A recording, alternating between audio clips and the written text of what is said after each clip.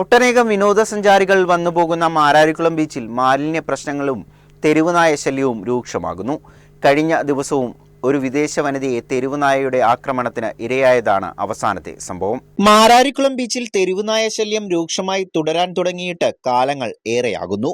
ഏറ്റവും ഒടുവിലായി കഴിഞ്ഞ ദിവസം വിദേശ വനിതയെ നായകൾ ആക്രമിച്ചു. ആക്രമണത്തെ തുടർന്ന് ബീച്ചിൽ വീണ ടൂറിസ്റ്റിനെ ആശുപത്രിയിൽ പ്രവേശിപ്പിച്ചു.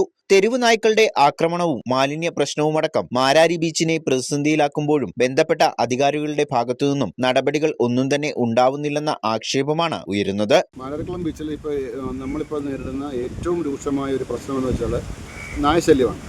നമ്മുടെ ആലപ്പുഴ ജില്ലയിലെ മാരാരിക്കുളം വടക്ക് പഞ്ചായത്തിലെ മൃഗാശുപത്രിയിലാണ് ABC ചികിത്സയുള്ളത്.